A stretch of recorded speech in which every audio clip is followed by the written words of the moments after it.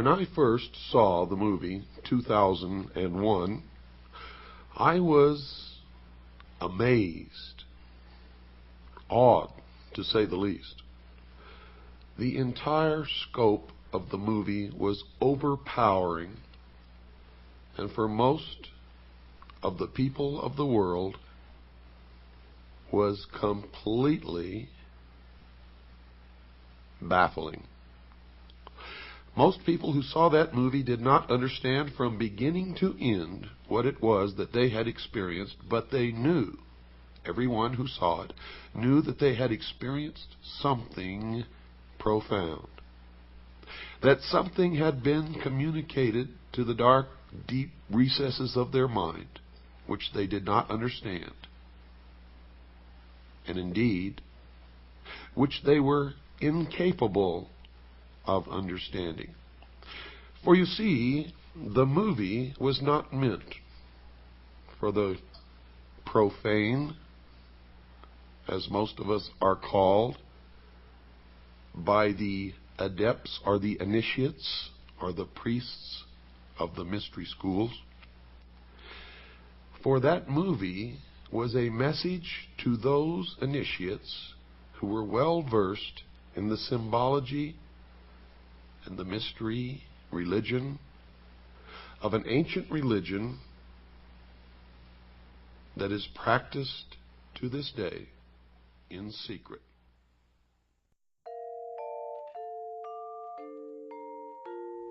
Bill Cooper's now famous explanation of the occult symbolism embedded within Kubrick's celebrated cinematic masterpiece, 2001: A Space Odyssey, is an absolutely fascinating revelation. The manner by which he reveals how this pivotal film essentially outlines the entirety of the Luciferian belief system is nothing short of astounding. Now, if you are familiar with this exposition, indeed with this broader concept of how the esoteric symbolism used by the so-called illumined ones can be encoded within a narrative that is shown to the unsuspecting masses, I would like for you to consider something. Consider this same underlying concept, only expanded, exponentially, beyond a singular film, beyond all Hollywood films and television put together, beyond the scope of even the 20th and 21st centuries. Consider this idea of Babylonian mysticism being written into the fabric of a technologically themed mythology as something which permeates virtually every facet of modern society. For indeed, mythology has long been a preferred vehicle of transmitting and cloaking such ancient Gnostic teachings, the stories and characters involved serving as archetypes for deeper esoteric themes and shadowy spiritual personalities. The fallen angels who rebelled with Lucifer and fell to earth have had their exploits and praises told and retold through countless ancient legends and mystical traditions, being regarded by the majority as nothing more than fictional myths and fairy tales, but regarded by the initiated as ancient truths and keys to the eventual fulfillment of that ancient Luciferian promise, "Ye shall be as gods."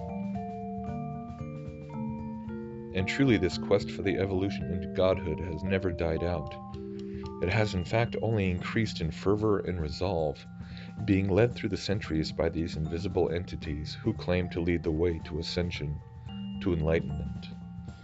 We live in a world where the vast majority of people sincerely believe evolution to be a scientifically established fact, completely oblivious to the fact that this idea of the universe springing forth from an infinitely compacted singularity is one that traces back into the bowels of Greek Gnosticism, Eastern mysticism, and Kabbalistic occultism. It is a central component of Luciferian cosmology, repackaged into simplified atheistic form, fit for consumption by the unsuspecting masses.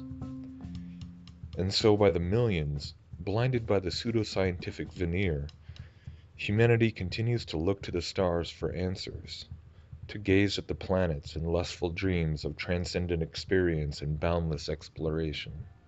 The guise of astronomy, thinly veiling the enduring ancient practices of astrology.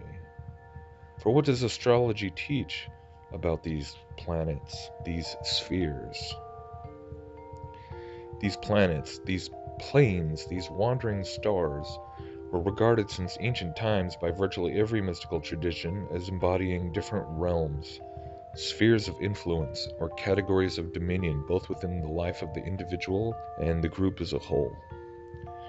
The Bible refers to certain angelic beings in terms of powers and principalities, and indeed, this is exactly how I believe this can and should be understood. These various descriptions of planets or worlds being equated with areas of dominion on various spiritual planes, which are at the same time being equated with various pantheons of gods, and simultaneously also being equated with various chakras or power centers within the human body. The Kabbalistic Tree of Life claims to represent this same array of power centers or spheres, and occult teachers such as the renowned Manly P. Hall openly connect the spheres of the Tree of Life to the planets and astrology as well. These are just different ways of trying to embody the same thing, this hierarchy of realms, if you will, all connected and all said to be in need of being held in proper balance. We see this again being represented in a slightly different way in the Kabbalistic depiction of the Ein Sof, the 10 emanations of God, where hereby the term God is used in a rather pantheistic sense. And so each emanation corresponds to a different dimension of reality, all connected, and all again said to be in balance with one another. Now, quickly turn and contemplate this in comparison to the early conceptions of the solar system as imagined by men like Copernicus and Kepler. Prior to Newton's mathematical derivations, or divinations, of elliptical orbits, the planets were regarded as existing in a number of concentric rings. The eventual number of heavenly bodies being named by science, if we include the Sun, ironically mirrors the number of emanations described by the Kabbalah. And so again, I return back to this question which so many people like to ask, in regards to the reason as to why the powers that shouldn't be would go to so much effort and expense to fake not just moon landings, but an entire cosmological framework which starts at the Big Bang and then pushes forward all the way to the apotheosis of man. Do you still not see it? Do we not see the fingerprints of the same Freemasonic occultism plastered all over NASA since the beginning? The same Gnostic mythology being alluded to again and again and again in the naming of not just the spacecraft and space missions, but in the naming of almost every alleged new discovery in the cosmos. Do we not realize that the reason for all of this ritualistic dissemination of symbolism is not merely to gain our subconscious approval or to drain our spiritual energy and so forth? No, I would say it with extreme conviction at this point that the primary drive for embedding these ancient mystical concepts into a false narrative of scientific materialism is what Alice Bailey spoke about in the externalization of the hierarchy. It's the agenda of bringing this ancient Babylonian mystery school religion out of the shadows and into the mainstream. When Bill Cooper made his analysis of Kubrick's film, he spoke about it representing the ancient mystery religion practiced in secret, not meant for the profane. But I believe that now more than ever, we can see that the drive behind this massive scale cinematic event we call science is to in fact beckon us, the ignorant masses, the quote profane, towards despising our own excluded position and kindling a burning desire to obtain the same secret knowledge ourselves. In short, this vast collection of modern mythology is all about bringing Luciferianism to the masses.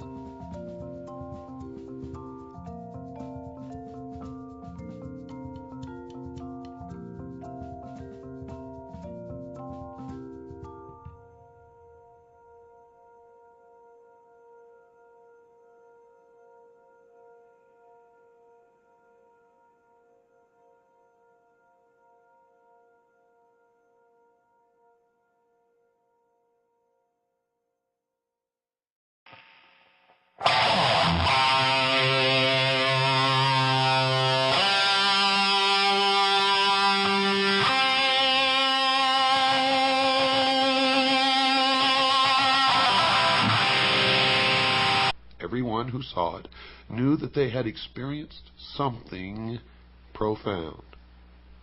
That something had been communicated to the dark, deep recesses of their mind, which they did not understand, was completely baffling. Most people who saw that movie did not understand from beginning to end what it was that they had experienced, but they knew.